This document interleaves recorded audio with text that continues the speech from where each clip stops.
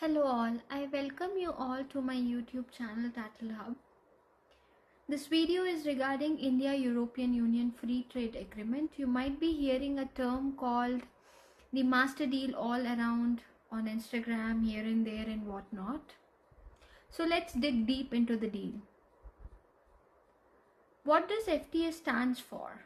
It's a free trade agreement wherein a country allows the import from other countries at almost zero or negligible tariffs. So is this the first time India has signed FTA?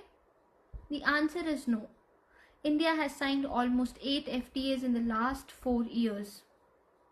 But the countries with which India signed FTA were very small economies, wherein India's trade contribution was just 16%.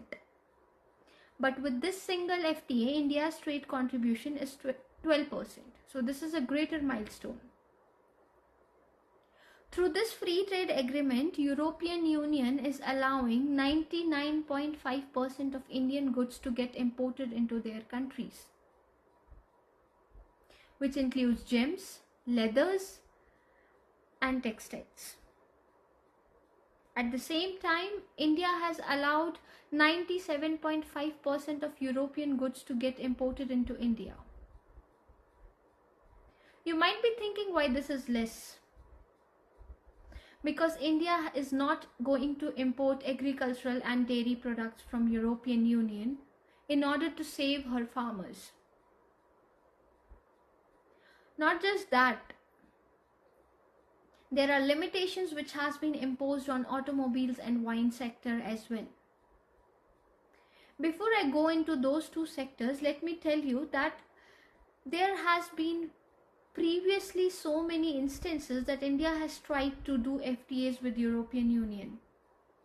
But this idea of doing FTA was dropped in 2013. And the reason were just these two sectors. Because if India allows import of automobiles, it will impact India's own brands. And if India allows import of wine, which France has been eagerly waiting for, then it will impact India's farmers. Farmers who are growing grapes, they will not have wines industries in India to sell their grapes. But how these two things have been corrected in this FTA? This time India has allowed the import of automobiles, but only the cars which lies in the higher price band, which includes Mercedes, Ferrari, etc. Coming to the wine sector, India is going to import wines, but with some quota. India is going to allow the import of wines only up to a limit that it doesn't impact Indian farmers. So this deal sounds great. But everything which sounds great doesn't mean that it ends up in everything good and all negotiations have gone well. There is something called CBAM, Carbon Border Adjustment Mechanism, according to which if India produces any goods which in turn pollutes the environment, India has to pay tariff through CBAM.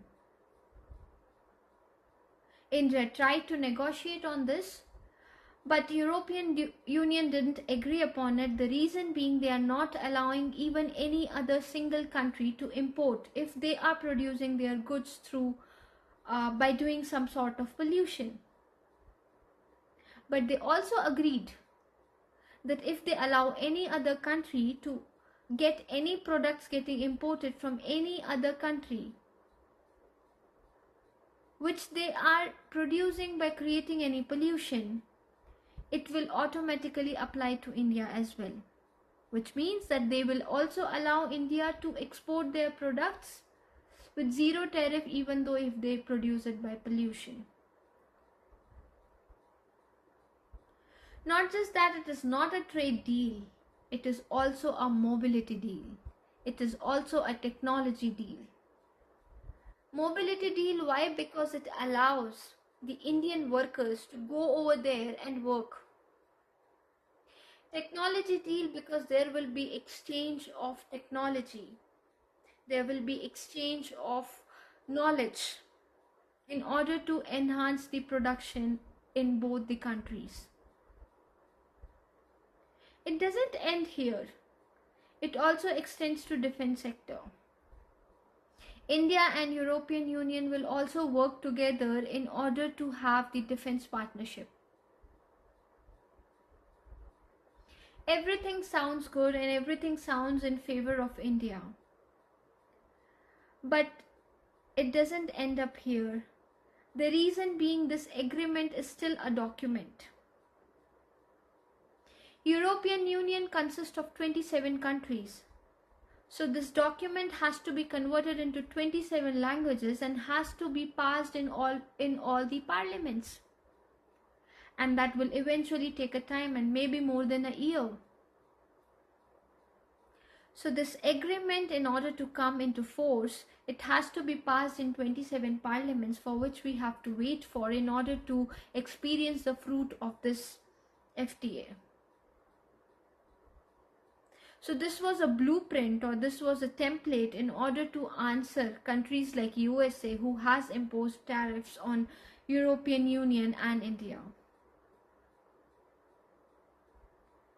So this was the end of discussion with which we have understood about the facts and figures about this deal, and let's wait for this deal to come into force and to enjoy its fruits. I'll keep you updated if there are any updates in this deal going forward. Thank you very much for the discussion.